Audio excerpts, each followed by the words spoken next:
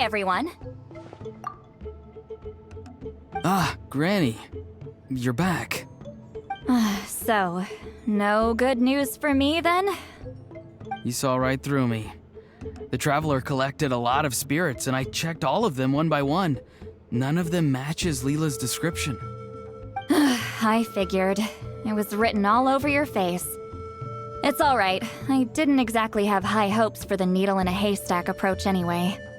Leyla's condition is still stable, but we're not really getting anywhere. Well, luckily, I made some progress on my end. Leyla's parents told me that he made a new friend recently, and apparently he's been out of the house for days at a time. On one occasion, they secretly followed him and saw him and his friend tinkering around with something at a camp.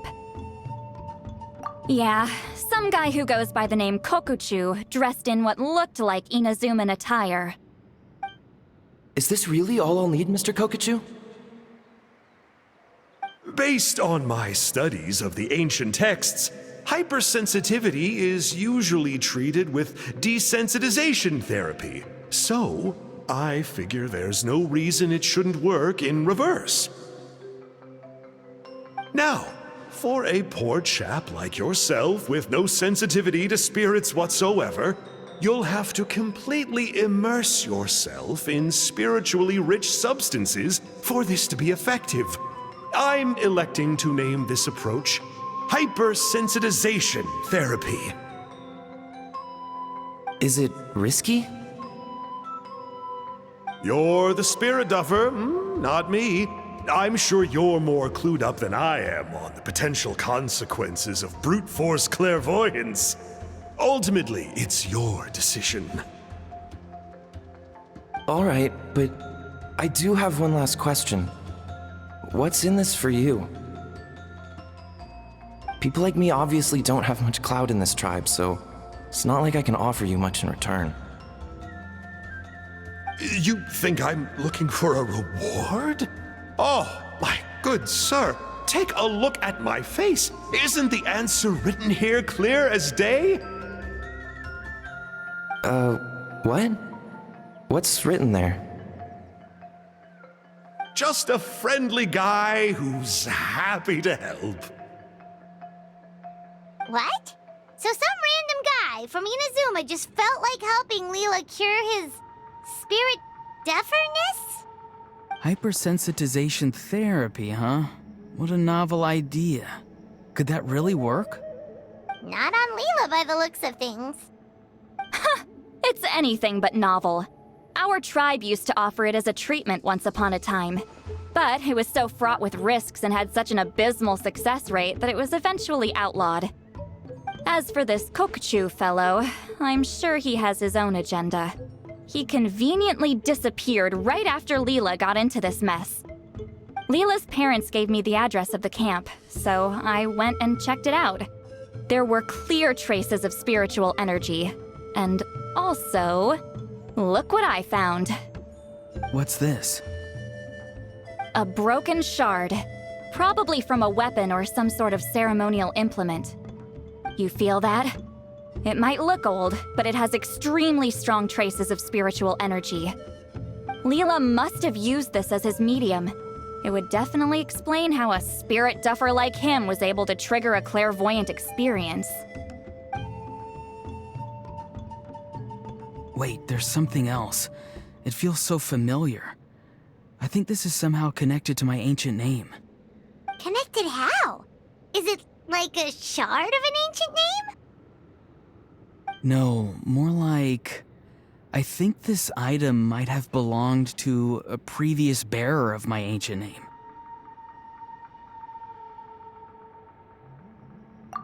Okay, that's it.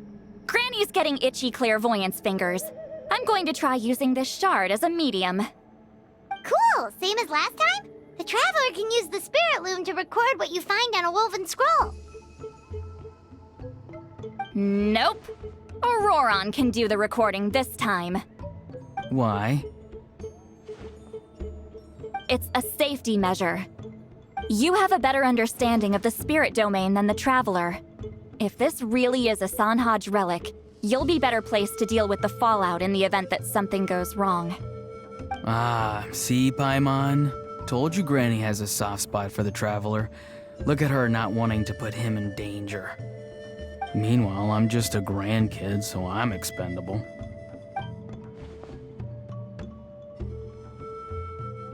Hey, what are you blabbing on about? Sorry, Granny. I'm ready now. Then let us begin.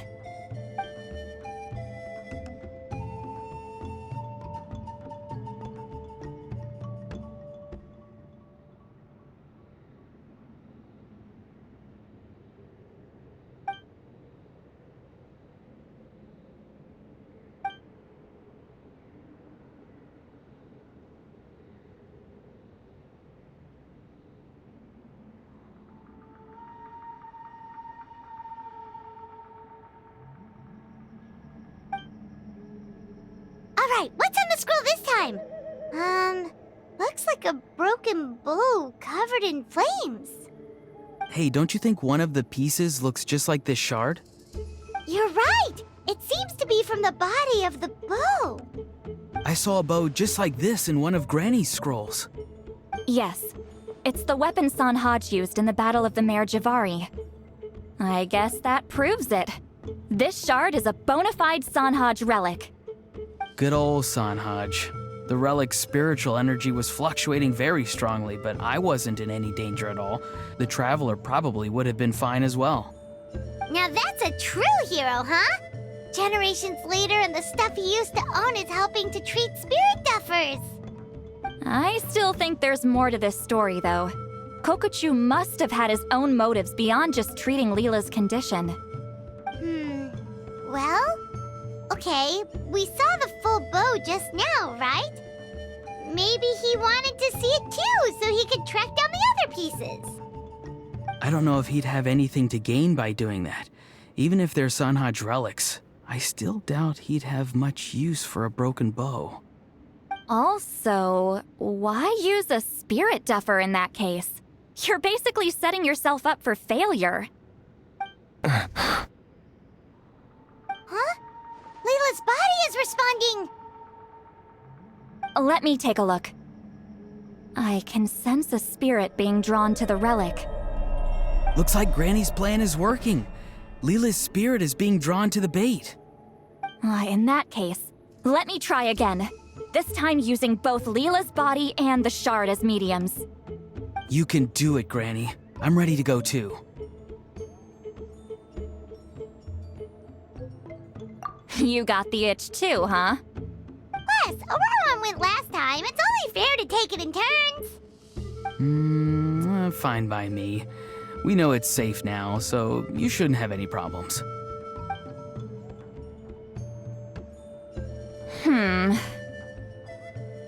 All right, if you insist. Be my guest. Just let me know when you're ready.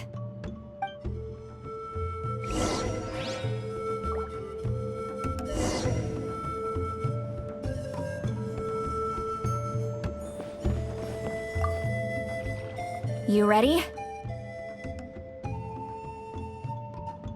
All right, here goes.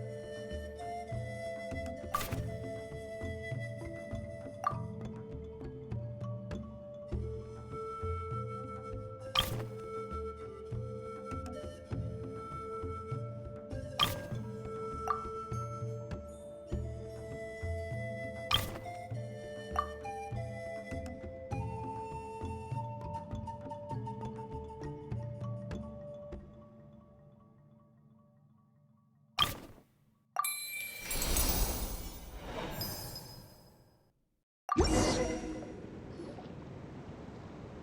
image has appeared. This one is a map. A map? Of where? Could it be the Mare Jivari? The Mare Jivari? The Mare Jivari was reduced to a desolate wasteland after that big battle. Or rather, it became known as the Mare Jivari after what happened there. The ashes of the monsters and warriors who fought there covered the entire battlefield. Sometimes, bone-chilling cries would be heard from the depths. Other times, the whole region would become engulfed in towering flames, drowning out the cries. That place is full of untold dangers and mysteries. Over the centuries, the finest adventurers have tried to prove themselves by venturing in. Sadly, most ended up perishing there. That lasted up until around 20 or 30 years ago, when strange things started happening. People started speaking of an enormous dark creature the size of a mountain, roaming around inside the Mare Jivari. And then, shortly after that, the whole region just completely disappeared. Nobody knows how, but that infamously ominous place just vanished from the face of the world. What? How the heck? I know, right? Anyway, if I'm not mistaken, the place indicated on this map is where it used to be before it disappeared.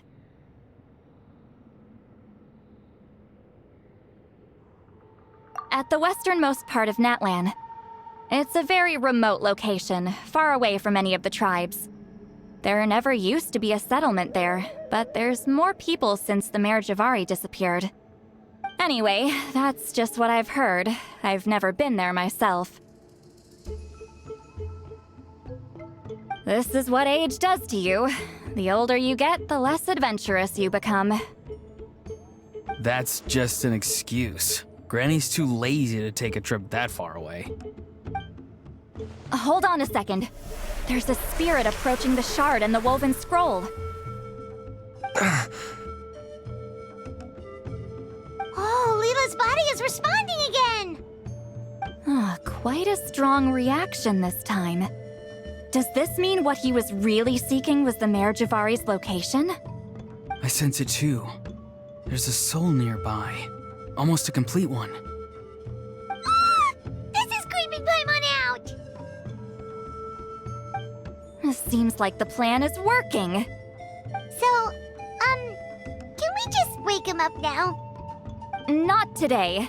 You might think bringing a spirit back into its body is like pouring water from one bottle into another, but it's far more complicated than that. I need to borrow a ceremonial sword and make some other preparations. It'll take me about 2 days. But don't worry. Now that his spirit's returned, there's just one step left. Let's meet up again in 2 days.